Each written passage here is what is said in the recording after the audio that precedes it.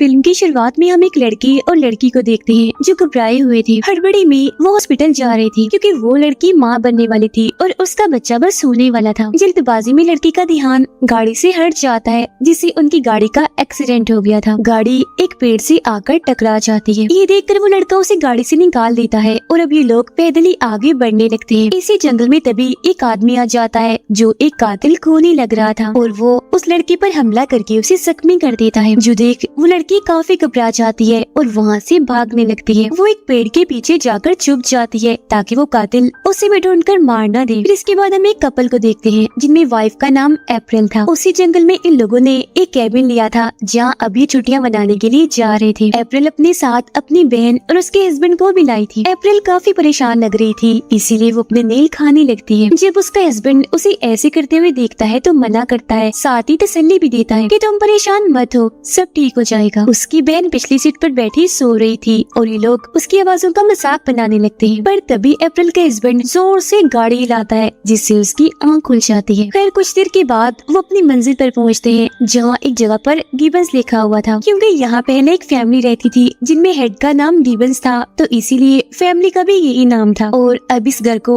अप्रैल के हस्बैंड ने खरीद लिया था। उसके हस्बैंड गाड़ी से निकलकर ताला खोलता है और ये लोग अंदर चले जाते हैं। वो अपने कैबिन को देखकर काफी खुश हो जाते हैं क्योंकि वो काफी अलग ही लग रहा था। अप्रैल की बहन का हस्बैंड जिसका नाम टिम था वो उसके हस्बैंड से कहता है कि बेशक ये घर अच्छा है पर काफी पुराना है तो हमें इस पर काफी पैसे लगाने होंगे, काफी काम करवाना होगा। जिस सुनकर अप्रैल का हस्बैंड कहता है कि मैंने यहाँ की सिर्फ जमीन खरीदी थी, ये घर तो मुझे इस जमीन के साथ ही मिला है और क्योंकि मेरे लिए घर फ्री है तो मुझे इससे कोई मसला नहीं है। अब टिम कहता है कि यहाँ सिग्नल नहीं आ रही तो मैं जरा जंगल में जा रहा हूँ, मुझे जरूरी कॉल करनी है। अप्रैल का हस्बैंड उससे पूछता है कि ये घर मैंने तुम्हारे लिए खरीदा है, ये किस्म का गिफ्ट है तो क्या तुम्हें पसंद आया? इस पर वो कहती है कि हाँ बहुत पसंद आया, ये मेरे लिए अब तक का सबसे अच्छा तोहफा है। उधर टिम जब सिग्नल ढूंढने गया था तो तभी उसे जंगल में से कुछ आवाजें आने लगती है। वो घबरा गया था क्योंकि उसे लग रहा था कि जरूर जंगल में कोई है। वो घबराते हुए चेक करने जाता ही है कि तभी पीछे से उसकी वाइफ आकर उसे डरा देती है। वो टिम से कहती है कि तुम यहाँ बाहर टाइम बर्बाद मत करो और चुपचाप घर के अंदर चलो। इसके बाद ये लोग घर के अंदर आ जाते हैं और देखते हैं कि ये घर काफी पुराना है और यहाँ गिबन्स फैमिली की तस्वीर भी थी जो यहाँ रहा करती थी। उनमें एक कपल था और उनके 2 बच्चे थे। तब अप्रैल के हस्बैंड बताता है कि ये फैमिली अब मर चुकी है इसीलिए मैंने ये घर खरीदा है। फिर ये लोग पूरे ही घर को चेक करते हैं, देखते हैं कि ये काफी बड़ा है। उन्हें वहाँ बच्चों का कमरा भी मिलता है जिसके अंदर जब वो जाते हैं तो वहाँ काफी सारी टूटी हुई डॉल्स थी। उन लोगों को ये सोचकर काफी अजीब लगता है कि ये कैसा बच्चा होगा जो डॉल्स को तोड़ता है। अब तभी जंगल में से कोई अनजान शख्स इन पर नजर रख रहा था। वो खिड़की के पास आकर अप्रैल और उसकी बहन को घूरने लगता है। अप्रैल को वहाँ एक लॉकेट मिलता है जो उसे बेहद पसंद आता है तो वो उसे अपने गले में पहन लेती है। तभी अप्रैल की बहन की नजर बाहर जाती है और उसी वहाँ कोई नजर आता है पर अगले ही पल वो इंसान वहाँ से गायब हो गया था इसीलिए वो इस बात को नजरअंदाज कर देती है। फिर ये लोग अपनी गाड़ी से सारा सामान निकाल कर घर के अंदर रख देते हैं। अप्रैल की बहन उसे कहती है कि मैं बहुत अरसे के बाद तुमसे मिली और तुमसे बात की, मैं कभी तुमसे मिलने नहीं आई इसलिए प्लीज मेरी बहन मुझे माफ कर दो। जिस पर अप्रैल कहती है कि तुम चाहे जितना मर्जी दूर रहो मुझसे पर हमारा रिश्ता कभी टूट नहीं सकता क्योंकि हम एक ही खून है, बहनें हैं तो हम एक दूसरे से बहुत प्यार करते हैं। बाहर जब अप्रैल का हस्बैंड और टीम बातें कर रही थी तो वो टीम का शुक्रिया अदा करता है कि तुम अपना टाइम निकाल कर यहाँ मेरे साथ आई हो। जिस पर टीम कहता है कि तुम मेरे बहुत अच्छे दोस्त हो तो मैं तुम्हारे लिए कुछ भी कर सकता हूँ। वैसे एक बात बताओ, ये बात मुझे समझ नहीं आई कि आखिर तुमने ये इतना पुराना घर और जंगल के बीचों बीच ही क्यों खरीदा? यहाँ रहने की कोई रिसोर्सेज, कोई वसाइल है ही नहीं जिससे इंसान यहाँ रहकर आराम से जिंदगी गुजार सके। जिस पर वो बताता है कि कुछ वक्त पहले ही हमारे बच्चे की मौत हो गई है,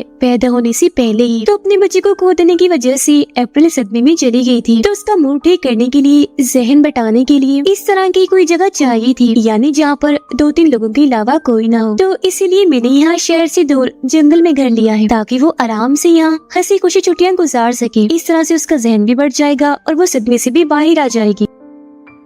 तब खुश होते हुए टीम उसे बताता है कि अप्रैल जब यहाँ आई थी तो घर को देखकर वो काफी खुश हो गई थी तो अब तुम इस बारे में फिक्र ना करो, धीरे धीरे वो बिल्कुल ही ठीक हो जाएगी। ये सुनकर वो टीम को गले से लगा लेता है और उसका शुक्रिया अदा करता है कि तुम कितने अच्छे से मुझे तसल्ली दे रही हो। फिर ये दोनों भी अंदर चले जाते हैं और ये लोग काफी सिगरेट्स और शराब पीते हैं, खूब इंजॉय करते हैं। काफी देर के बाद टीम और उसकी वाइफ अपने कमरे में जाने लगती है सोने के लिए जबकि अप्रैल और उसके हस्बैंड बाहर थे क्योंकि वो बातें कर रहे थे। यहाँ से भी हम साफ साफ देख पा पाते हैं कि कोई खिड़की के पास खड़ा होकर उन पर नजर रख रहा है। फिर वो दोनों जब कमरे में थी तो अप्रैल अपने हस्बैंड से कहती है कि आज मैं काफी टाइम के बाद खुश हुई हूँ, मुझे यहाँ बहुत अच्छा लग रहा है, तुम बहुत अच्छी हो, मेरा इतना ख्याल रखते हो और बहुत शुक्रिया मेरे लिए ये घर खरीदने के लिए। ये सुनकर उसके हस्बैंड खुश हो जाता है क्योंकि उसे लग रहा था कि अब वो ठीक हो जाएगी। फिर आधी रात को जब वो सारे गहरी नींद में सो रहे थे तो वो अनजान आदमी उनके घर में दाखिल हो जाता है। अप्रैल के कमरे में जाकर उसके गले से लॉकेट को तोड़कर अपने पास रख लेता है। फिर सुबह को अप्रैल को एक सपना आता है जैसे वो माँ बनने वाली है, मगर अचानक वो अपना पेट फाड़कर बच्चा बाहर निकाल लेती है। अब इतना भयानक सपना देखकर वो काफी घबरा गई थी तो फौरन उसकी आंख खुल जाती है। जल्दी से वो किचन में जाकर अपनी दवाइयाँ खाती है, पर तभी अचानक उसे खिड़की से बाहर एक आदमी दिखता है जिसे देख वो काफी डर जाती है और जोर से चीख मार देती है। तब उसकी आवाज सुनकर बाकी सभी वहाँ आ जाती है और उसे पूछते हैं कि क्या हुआ तुम्हें, सब ठीक है ना। जिस पर वो घबराते हुए बताती है कि मैंने खिड़की के बाहर एक आदमी को देखा है। जो सुनकर टीम उसे कहते हैं अच्छा वो मेरा दोस्त होगा, मैंने उसे घर का काम करने के लिए बुलाया है। फिर जब टीम दरवाजा खोलता है तो वहाँ सच में उसका दोस्त ही था जो अपने साथ एक और आदमी को भी लाया था, क्योंकि ये दोनों ही घर की तोड़फोड़ करके घर को नया बनाने के लिए आए थे। अब टीम उन दोनों के बारे में बताता है, कहता है कि मेरा दोस्त कंस्ट्रक्शन का काम करता है, यानी घर वगैरह बनवाता रहता है, तो घर को ये काफी अच्छे से देख लेगा और बिल्कुल नए जैसा बना देगा। और जबकि इसका दोस्त प्लम्बर भी है और कारपेंटर भी, जो हमारे लिए घर का सारा फर्नीचर बना देगा। टीम उन दोनों को कहता है कि तुम्हें सबसे पहले छतों को ठीक करना होगा, क्योंकि बारिश यहाँ आती रहती है तो कहीं पानी अंदर ना जाए। फिर ये चारों बाहर आ जाते हैं पूरे घर को देखने के लिए, ताकि वो फैसला कर सके कि उन्हें काम कहाँ से शुरू करना चाहिए। अंदर जब अप्रैल की बहन देखती है कि वो अकेली बैठी हुई है तो वो उसके पास जाकर बातें करने लगती है। यहाँ वो प्लम्बर भी अप्रैल के हस्बैंड से पूछ लेता है कि तुमने ये घर क्यों खरीदा। इस पर वो जवाब देता है क्योंकि ये घर मुझे काफी सस्ते में मिल रहा था, तो बिना देर किए मैंने फौरन ये घर खरीद लिया। तो प्लम्बर कहता है क्या तुम इस घर की हिस्ट्री के बारे में जानते हो, यानी तुम लोगों के आने से पहले यहाँ क्या हुआ था। तो अप्रैल का हस्बैंड कहता है कि हाँ, मुझे इस घर की हिस्ट्री और यहाँ की एक एक बात के बारे में अच्छे से पता है। हमसे पहले यहाँ गिबन्स फैमिली रहती थी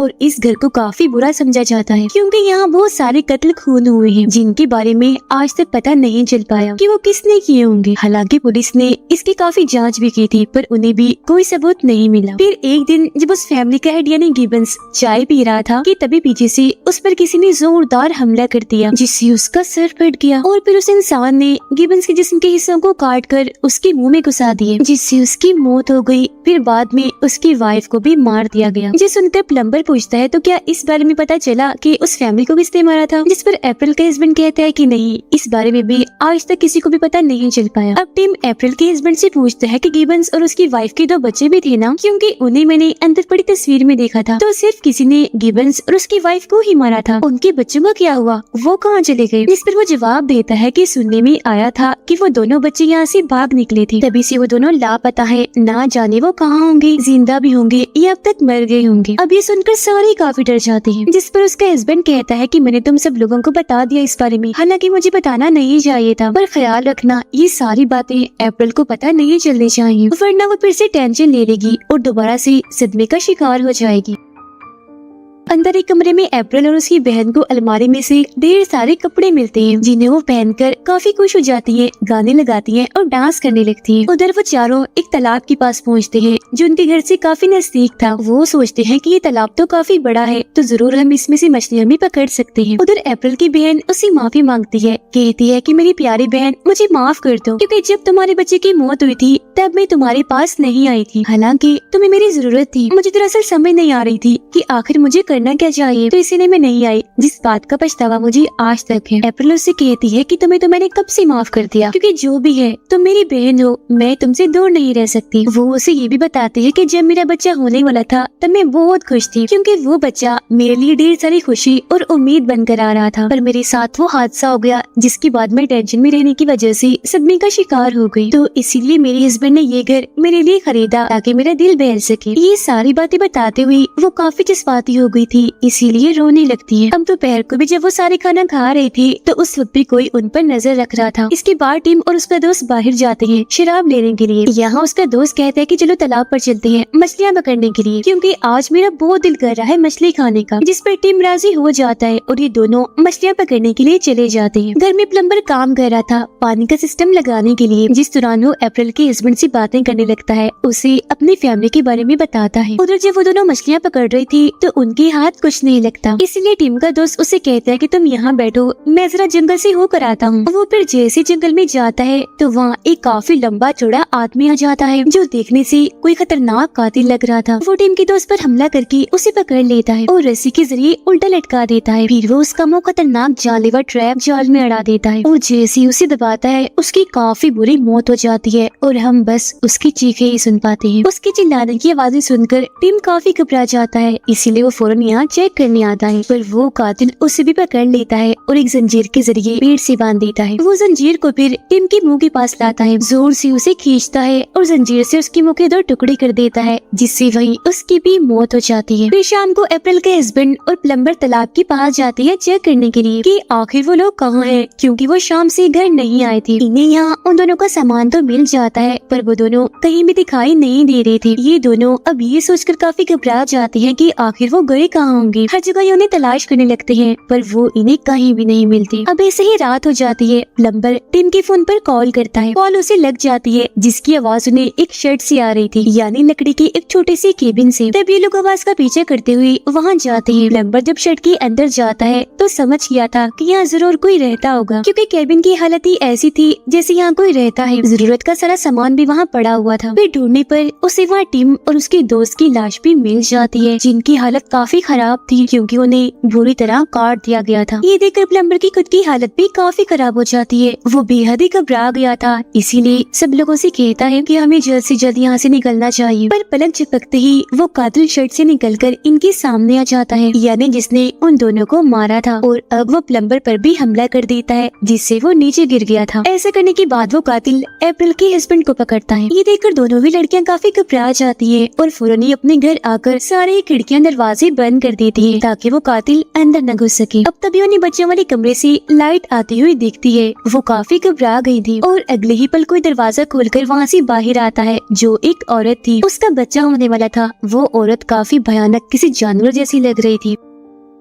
वो अप्रैल की बहन पर हमला करके उसे जान से मार डालती है। उसका गला काट कर खाने लगती है क्योंकि वो कैनिबल थी, यानी आदमखोर, इंसानों का गोश्त खाने वाली। उधर अप्रैल का हस्बैंड कातिल से लड़ने की कोशिश करता है पर कातिल उसकी आंख में बड़ा सा कील घुसा देता है जिससे उसकी आंख फूट जाती है और उसे बहुत दर्द होती है, जिससे उसकी भी मौत हो गई थी। वो औरत अब जैसे अप्रैल पर हमला करने के लिए आगे बढ़ती है तो उसके पेट में जोरदार दर्द होने लगती है। ये देखकर अप्रैल समझ जाती है कि उसका बच्चा होने वाला था, तो औरत की मदद करने के लिए वो बिना डरे उसके पास आ जाती है। अब तभी औरत का बच्चा पैदा हो जाता है जो कोई नॉर्मल आम बच्चा नहीं लग रहा था। वो किसी डीमन शैतान जैसा बदसूरत लग रहा था, पर फिर भी अप्रैल उसे अपनी गोद में लेती है और याद करने लगती है कि अगर मेरा बच्चा पैदा होता तो वो भी बिल्कुल ऐसा ही होता और बिल्कुल ऐसी उसे मैं अपनी गोद में लेकर खिलाती। वो औरत अप्रैल से उसका बच्चा मांगती है तो वो उसे दे देती है। फिर वो सोचने लगती है कि काश ये बच्चा मेरा होता। वो काफी अजीब हो गई थी। बच्चे को पाने की लालच में वो उस औरत का गला काट देती है जिससे वो मारी जाती है। तो अप्रैल उसका बच्चा ले लेती है ताकि वो उसे अपने पास रख के पाल पोस के बड़ा कर सके। फिर जब वो कातिल वहाँ पहुँचता है तो अपने बच्चे को अप्रैल के हाथ में देकर काफी हैरान रह जाता है, पर वो उसे कुछ नहीं कहता। इतनी ही देर में यहाँ प्लम्बर आकर कातिल के पेट में कुल्हाड़ी घुसा देता है जिससे वो बेहोश हो गया था। वो फिर अप्रैल से कहता है कि हमें भी जल्द से जल्द यहाँ से निकलना चाहिए, मगर वो ये कहते हुए इनकार कर देती है कि नहीं, मैं अपने हस्बैंड के बगैर यहाँ से नहीं जाऊंगी। प्लम्बर कहता है कि सिर्फ तुम और मैं ही जिंदा बचे हैं, हमारे अलावा सभी लोगों को इस कातिल ने मार डाला है। जिस पर अप्रैल कहती है कि अगर मेरा हस्बैंड ही नहीं रहा तो मैं जाकर क्या करूंगी, अब मैं यही रहूंगी और इस बच्चे को पाल पोस कर बड़ा करूंगी। जिस पर प्लम्बर उसे समझाता है कि देखो पागल मत बनो, ये बच्चा तुम्हारा नहीं है बल्कि इन दोनों का है जो अच्छे लोग नहीं है। तुम्हें भी जिंदा नहीं छोड़ेंगे क्योंकि ये कैनिबल है और ये भी कोई आम इंसानी बच्चा नहीं है बल्कि शैतान है। उसकी ये बातें सुनकर अप्रैल को अच्छा नहीं लगता। वो उसे डांट कर यहाँ से जाने का कहती है कि अब ये बच्चा मेरा है, साथ ही घर भी, तो मैं यही रहूंगी, इस जगह को छोड़ के कहीं नहीं जाने वाली। तब ये सुनकर प्लम्बर समझ जाता है कि बच्चे की लालच में वो पूरी तरह पागल हो गई है, तो इसीलिए वो अप्रैल को कुछ नहीं कहता और यहाँ से जाने के लिए निकलता है। वो गाड़ी लेकर जब गेट के पास पहुँचता है तो तभी वो कातिल वहाँ आकर उस पर हमला कर देता है और काफी बेरहमी से उसे मार डालता है। अब मैं आपको बता देती हूँ कि आखिर ये हो क्या रहा था, मतलब ये कातिल और वो औरत कौन थी और सभी को क्यों मार रहे थे। दरअसल ये उस घर में रहने वाली